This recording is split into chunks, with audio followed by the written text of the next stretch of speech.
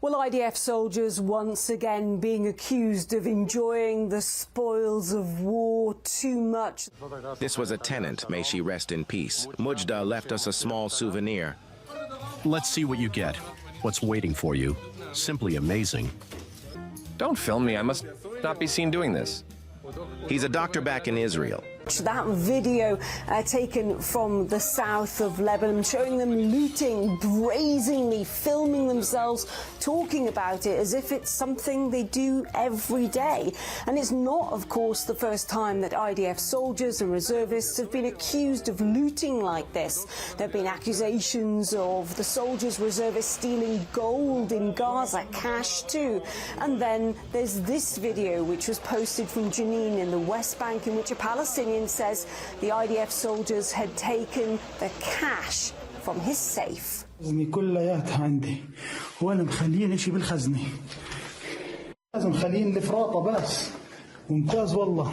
Well, the IDF chief, it seems, is coming under pressure over videos emerging like this, particularly since Jesus Gate. This is something that happened in the last few weeks when an IDF soldier posted a picture of one of his comrades smashing a statue of the Christian Jesus in a Christian village in the south of Lebanon. That provoked international fury, leading to that reservist ending up serving jail time as a result of that. And now we've got soldiers looting Christian villages in the south of Lebanon. Now the IDF chief says if this really happened, because the video, it seems, isn't proof enough, it's very unlike the spirit of the IDF, and he says there will be investigations.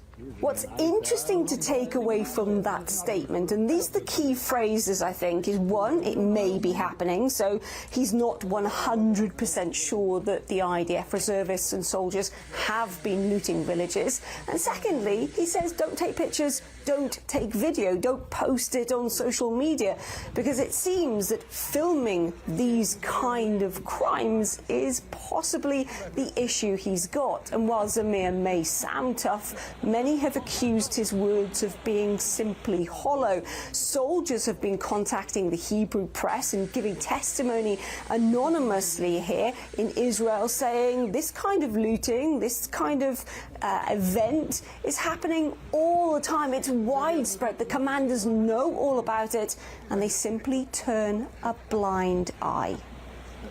Anyone who takes something, televisions, cigarettes, tools, whatever, immediately puts it in their vehicle or leaves it off to the side, not inside the army base, but it's not hidden. Everyone sees it and understands. In our unit, they don't even comment or get angry. The battalion and brigade commanders know everything. What difference does it make if I take it? It's going to be destroyed anyway. The reality is, don't take pictures, don't film it, there's no evidence, and then the IDF has what it wants, which is 100% deniability, and that is something it has done over and over and said, where is the evidence? It didn't happen. For years, we have been hearing Palestinian prisoners talking about the conditions in Israeli jails, conditions when they're detained, talking about rape, talking about torture, talking about inhumane cruelty and conditions. And today, there has been little physical evidence of that, which has allowed the army to say it didn't happen. However, just last year, this video was leaked. In the video, you can see a detainee being dragged across the ground, and then we see the soldiers gathering around him, hiding what's happening to him away from the cameras that are filming it. Now, the detainee in Gaza says he was raped and he was tortured during what you're seeing on that video, and there is medical evidence that he had a torn rectum, that he suffered a punctured lung and had fractured ribs. Now, at the time, the 5 IDF reservists who were seen in that video were then charged, but there was an outrage here in Israel, and most recently those charges have all been dropped. Now, human rights organizations have for years talked about the conditions in Israeli prisons for Palestinians, talked about that torture. And as I said, there's been little to no physical evidence. Well, RT has been speaking to one recently released prisoner who's also a journalist who talks about not only the torture he experienced, but the torture he was aware that was taking place on a daily basis. We lived the torture, not just heard about it. They deliberately avoid leaving marks of torture on the prisoner so that if he is close to release, there is nothing visible on him from the beating. They hit him in the chest area here and break the rib, which has no treatment. Its pain is long and permanent, and it does not show bruises. The prisoners have scabies or boils. The body releases a white substance from them, and then a hole forms where that boil was. I still have some marks on my hand from scabies. Some traces remain.